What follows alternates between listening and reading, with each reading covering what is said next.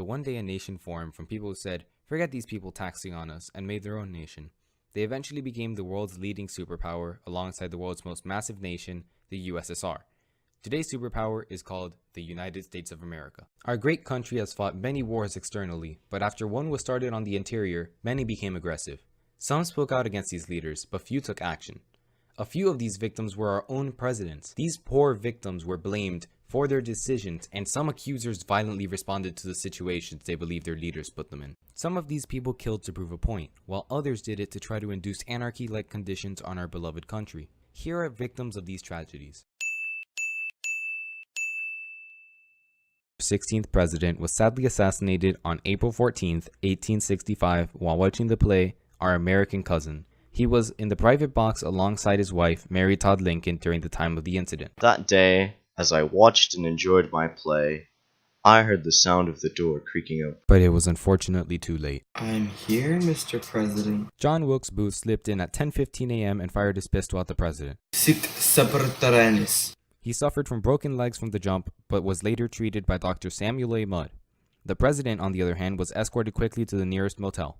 And then the president unfortunately passed about 9 hours later. Except for tyrants is a Latin phrase meaning thus always a tyrant. This is used in a situation to display the accusation that Lincoln was a tyrant for ending civil war with the Union win. Get out. James A. Garfield was a president whose demise was a product of my peer. I can explain, Mr. Misu. Well, go on ahead, Mr. President. It was a normal day as I was in the White House when all of a sudden, a bulldog revolver was shot. I felt a burning sensation and... I got it from here. Thank you, Mr. President.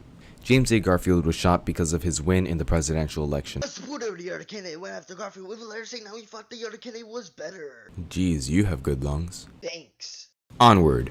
William McKinley was the victim of a political uprising attempt. On September 6, 1901, the President William McKinley was shot with a revolver. What reason? Anarchy! It was anarchy! Leon Czolgosz was an anarchist seeking a revolution! Okay, what he said. You know, what a wonderful day for music in this beloved temple of music in Buffalo, New York. Until... What a beautiful day for anarchy. And boom. Hey, can I, stop dying every 5 seconds? Hey, get back in there and shut up. You still have one more to do, then you're out of here. Ugh. Fine, Mr. Crook. As the person who put the man on the moon, John F. Kennedy was one of the U.S.'s greatest presidents. As the 35th president, he had accomplished many feats and stayed true through thick and thin. He was assassinated on November 22nd, 1963.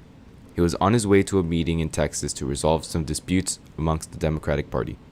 You know, you never really expect to be, or realize that someone wants to kill you until it happens.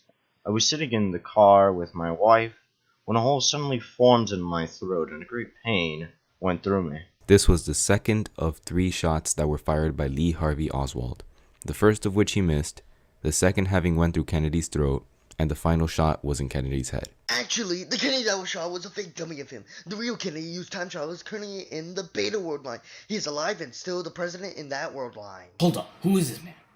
Louis Fonsi. I know, Mr. Crook, let's just wrap this up. And so, a few of our great presidents unfortunately had their amazing lives stripped away from them. But their accomplishments and their lives shall be remembered forever.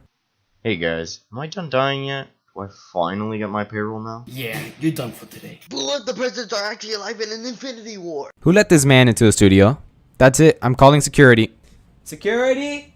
There's a really weird man in here. Can you come help me out here?